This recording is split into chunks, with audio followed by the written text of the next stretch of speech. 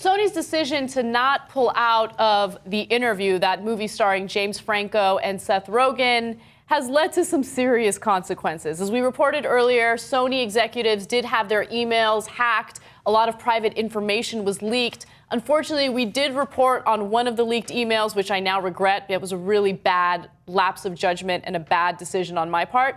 But nonetheless, the Sony debacle continues. The latest update is that they received terroristic threats from a group of hackers that refer to themselves as Guardians of Peace. And they have also made a terroristic threat to any theater that decides to screen the movie. Now, what's all the hubbub? Why are people wondering, or why are people so upset about this particular movie? Well, The Interview is about basically an attempt to assassinate Kim Jong-un that upset the Korean government, or North Korean government to be specific, and of course other people were also upset about this. So the hack took place, the emails were leaked, and now theaters have decided that they will not screen the movie out of concern for safety. Okay, they're worried that a 9/11 type attack is going to happen to them, and so they're not going to screen the movie. It drives me crazy. We're going to give in to a bunch of punks like this, isn't the government is always telling me that they got to go after Edward Stones of the world because cyber threats are so real and they're working so hard to defeat the cyber threats. Here they are. This is the cyber threats, right? Let's go up and at them, defeat them, right? Yep. So what are you spying in on all of us for? Go get these guys. Go get them.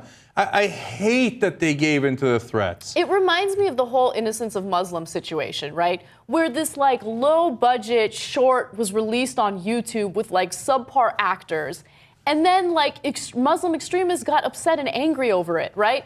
Like how sensitive are you? Like just grow a pair. Are you really that sensitive where something like a movie, something as stupid as a movie starring Seth Rogen and James Franco is going to get under your skin to the point where you need to make terroristic threats and hack into people's emails? You're pathetic. I think that's sad. No, that analogy, Anna, is actually even better than people suspect. Here's why. Because in North Korea, they have created a cult that is in a lot of ways religious. They believe that these people are holy figures, the family, right? His father before him, and obviously the grandfather that started the country. And so it is important for them to be able to quash movies like this, because if it's somehow gets into North Korea, it is going to get people to question whether they are gods. Well, if they're a god, how could they be making this movie that makes fun of God? Right. Why didn't God punish them? But now, by caving into them, what we've created is actually buttressing that idea. Right. Backing that idea up where they go, you see that? God smited them, and now they could not release the movie. And they didn't! Don't do that. The top 5 movie theaters are out. They're not releasing it. It's madness. Can you just think about how terroristic threats have completely destroyed America, right? And that might sound like hyperbole, but really think about it. It's destroyed our political process. It's destroyed our democracy. We have government officials spying in on us indiscriminately because they're worried about terroristic threats.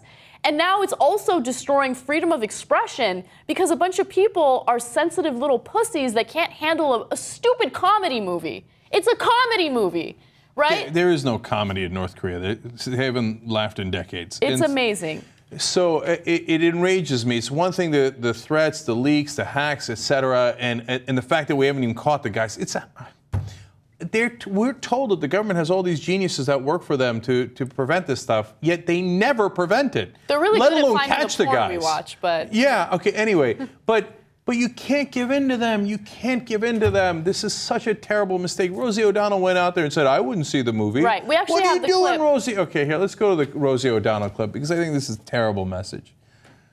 Of not being bullied by thugs. And that's what they are in North Korea. Can we ask the audience, like, I'm curious, like, how many people would not go to see it because of this threat? Anybody? Because I wouldn't go. Truthfully, I wouldn't.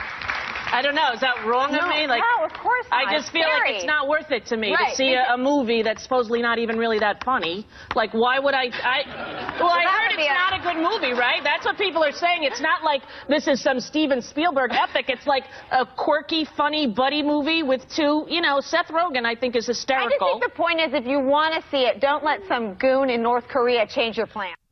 Yeah, I agree with that woman. Yeah, that's Nicole Walsh from the Bush administration. But yes, I agree with her. Rosie, that's such a crazy. Look, everybody to each his own. If she's scared, right? But if a local movie theater showed it now, I would make a point of going to see the movie. I don't care if the movie's good, bad. I have no opinions on that. I haven't seen it, right? I'd like to see it just to spite them. I know, absolutely. It's an act of defiance. Right. Now, there are a number of theaters, big theater chains, that have decided that they are not going to screen the movie. A spokesperson for Landmark Sunshine Cinema said that the New York premiere of The Interview, scheduled for Thursday night, has been canceled. Carmike Cinemas, which operates 247 theaters across the country, was the first to cancel its planned showings of the film.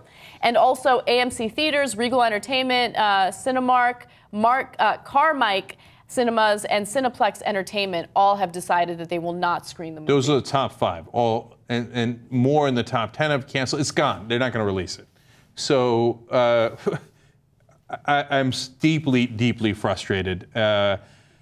I wish they'd give us an opportunity, but it's supposed to come out on Christmas. And the problem is, look, to be fair to them, I get why they're doing it, right? They're corporations, and they're thinking, oh my God, if any kind of terroristic threat or action actually takes place, they're threatening 9/11. The FBI says it's bullshit. They say we've not seen any evidence to that effect, right? But if it happens, and it happens at our movie theater, it'll destroy our stock price, and nobody will want to come to our movies. Frustrating. I get their logic, but then, okay, follow that to its logical conclusion. Now, anybody can make a threat about any movie and start shutting them all down. We're all so afraid.